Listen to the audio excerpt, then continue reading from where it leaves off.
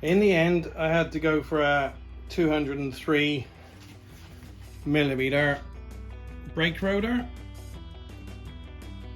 because with the Formula Standard adapters, you need to go, if you're on standard, you need to go to 185, and all the rotors I had 180.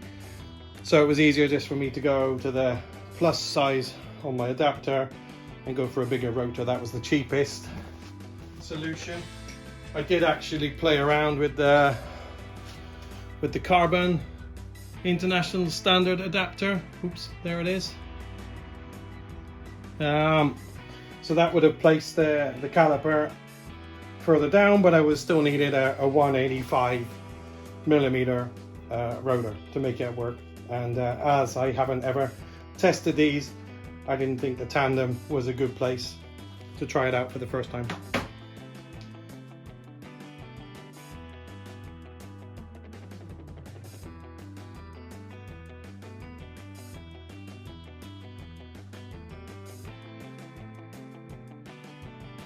There you go.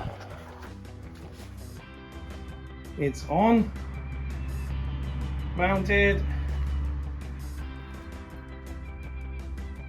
running pretty freely. Definitely live with that.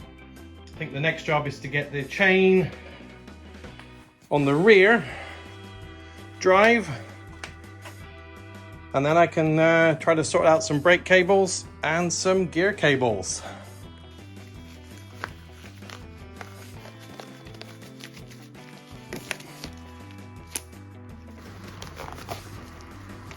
Yep, when I'm working with chains, I always like to put some gloves on. So here we go, this is the chain I've chosen to go with.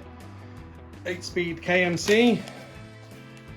Now I'll only be using probably the middle ring on the chain set.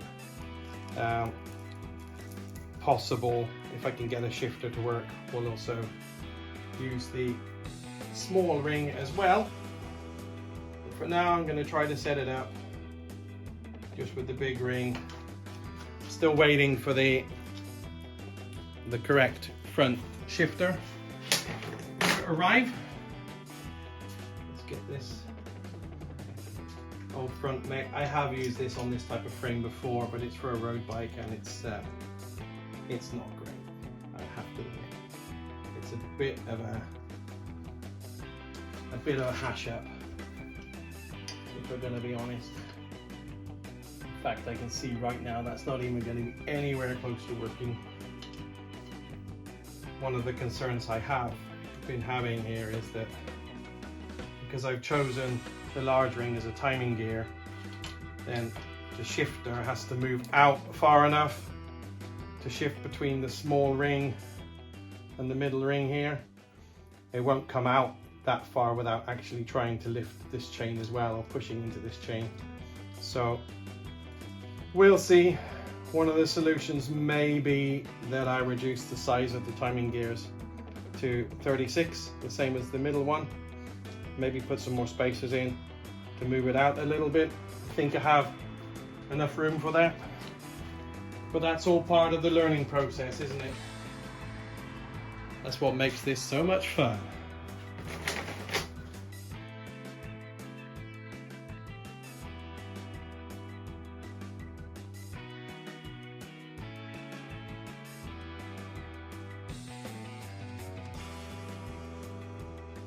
Get this quick link attached with all the tension on it and grease on the chain and slippery gloves. Not ideal. See, she's in. So at least with it like this, I haven't got the gear cable on yet to tension it, but at least here it's going to work.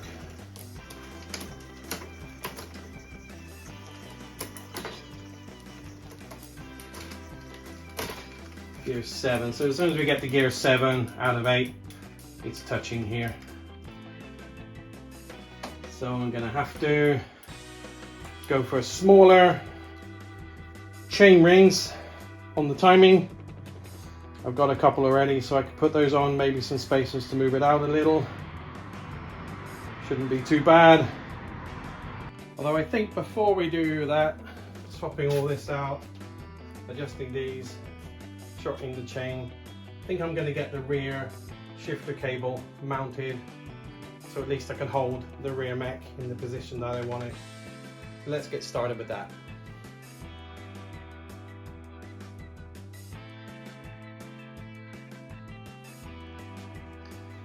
This is always tricky. I have always used a full length of housing, gear housing on my full suspension bikes. I don't like having the exposed cable anywhere, and I think it shifts better. And it's always on these Proflexes a complete pain to get the cable through the swing arm, because you're poking it in at the one end and really hoping that it will come out at the other here. And I know the first time I did it, I just was doing it for ages and I didn't figure it out. So in the end, I've got a piece of welding rod. This one happens to be titanium, and I'll just poke that through the swing arm. It'll be easier to get it through. Then I just slide the inner cable over and guide it back through. Put a little bend on the end of it.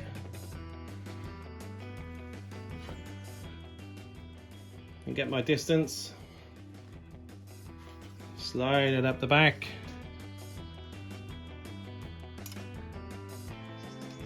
and then we just poke it through.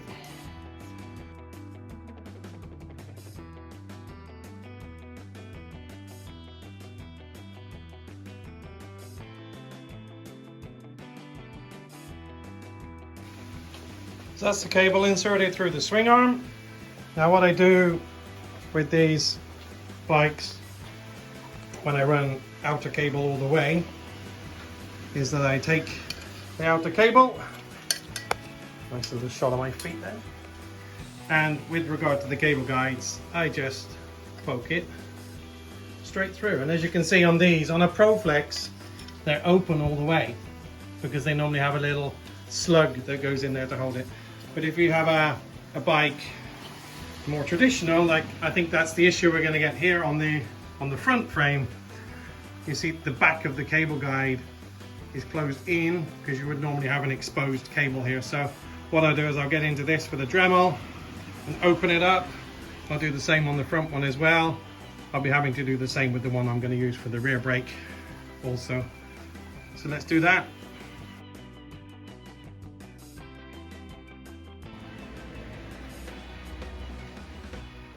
If you have a problem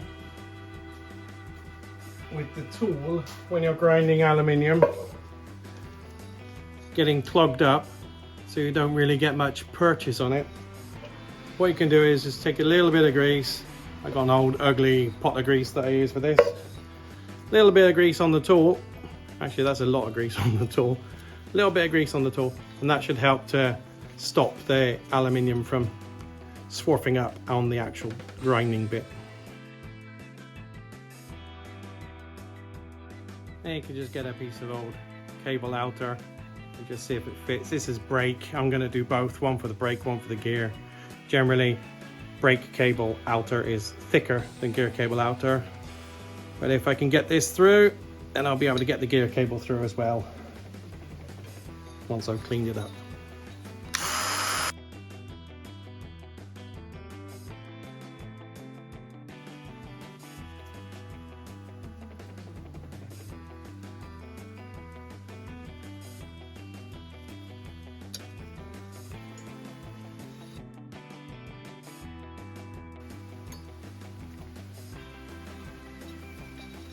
So there you go. The brake outer goes through, so that'll be just fine for the gear cable as well. Just need to do the other one.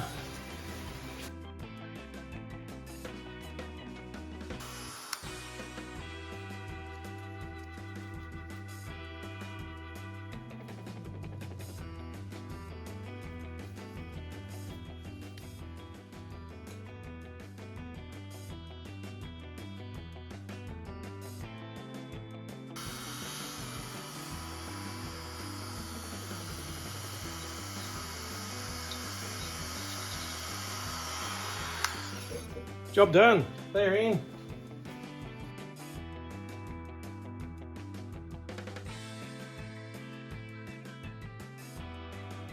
I suppose a part of me was hoping not to be doing any grinding just for once when I was in here. It'd be nice to be able to go in, not have to take a really good shower to get rid of all the grinding dust, but there you go. I guess that's my lot in life. I also prepared the third set of bosses at the front there, these here, just in case I want to put a front shifter in at some stage. Try to figure out how I would do that.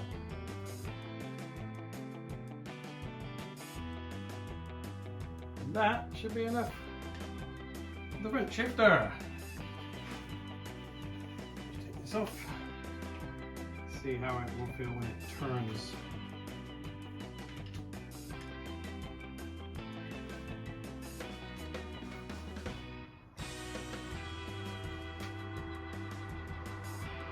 Good.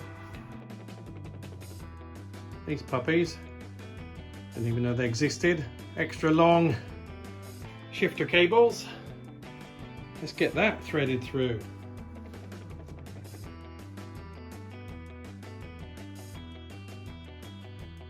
I got the chain on, I got the gear shifting cable on. I took off the timing chain so it wouldn't get caught up. So let's try it. 7, 6, 5, 4, 3, 2, and 1. Maybe a little tweak on the adjuster. Very tight on these Jaguar outers. There you go. Let's try that.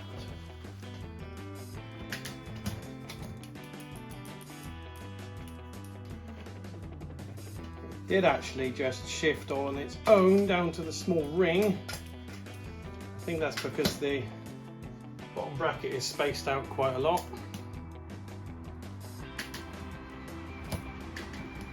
So I might have to move the rear bottom bracket in to stop that from happening, otherwise I'll be throwing the chain all the time.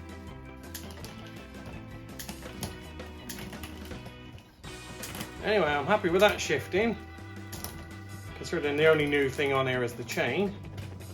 You can see the problem here is you see here the chain wants to jump off of the ring of its own accord because of the spacing here. So I think if I remove the spacer that I put in here, it'll move the chain set in a little bit that way. That might stop this from happening. It should also give us a better chain line with the interference issue I'm getting between the timing chain and the main drive chain. So let's try that out.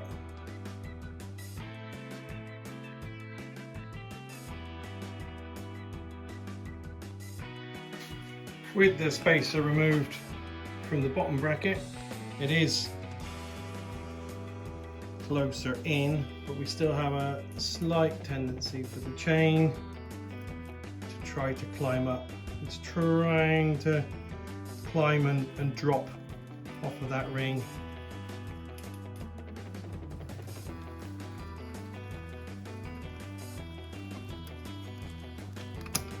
There you go, drop down on its own.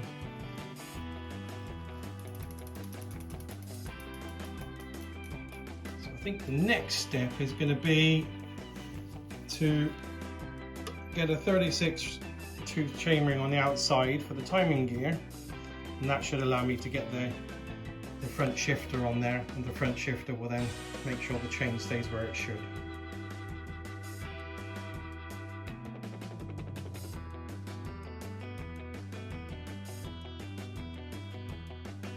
As I'm going to be using this as a timing gear, maybe I should grind off these shifting ramps and teeth here, because these will actually, as the chain's going around, this will actually try to catch it and lift it up. I'm wondering if they're going to be in the way, so it might be beneficial for me to grind those suckers off and just get rid of them altogether. That should hopefully stop it from ghost shifting or when I don't want it to. The shifting ramps are off. I'll put that on. What would be pretty good here would be some extra spacers, I think. That would move out even further. So these rings, luckily they're 10mm on the outside diameter, so I could just put some 10mm washers here to space this out. Oh, it might be a good idea to put a little flash of paint on the chain ring as I ground it off a little bit. Now, years of working as a rally and race car mechanic, when you paint stuff and you're building cars in the middle of the night, you want the paint to dry quickly. Here's a little thing that you shouldn't try at home. Hit it with the satin black and go over it with the blowtorch. Just gentle. Just enough to like dry that paint out really quick without actually melting it off. There you go, job done. She's ready to mount. There it is. 36 on the outside, 36 on the inside. Got some spacers in there. I guess it's time to see if it will work.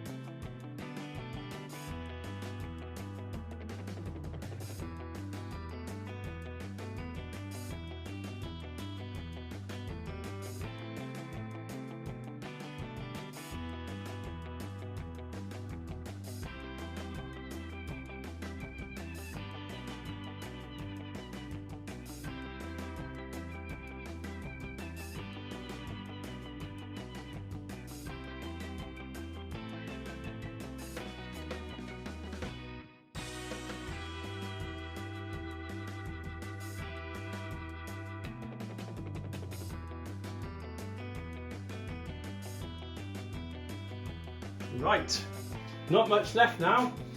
I got brakes on it, I got gears on it. The shifter's not working here yet, the right one hasn't come. I took the shock off another bike because I haven't got the seal for to rebuild the correct one here. Cables are gonna like take a little while to get used to where they should be sitting. Only one thing left to do. I had to take the pedal off, kept hitting on the stand. So you know how we do this. We've all learned. Let's do it. Here we go. Brilliant. Woo! Well, it's 9:30 in the evening. It's pitch black outside.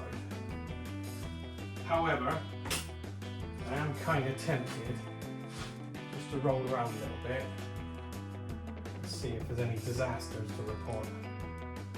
Let me get some lights on it. So that's it. Got lights on. Great to rub in a little bit. I guess they'll go in. See if we can lift this beast down. That's it, she's on the ground. Does the rear suspension work? Yes.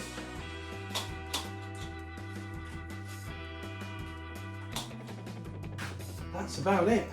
I best get it out and try it. Ooh, I'll tell you what might be interesting. I wonder how much it weighs. Oh, I bet it's on the wrong side of 30 kilos anyway. But let's have a look. Okay, let's see if we can lift this up. 19.1 kilos. That is not too bad really. 19.1 kilos, I think we can live with that. Certainly lighter than two bikes. Right, let's get outside. I don't think there'll be any filming, but we can try. let's go. Okay, pitch black, raining. Let's see how we get on.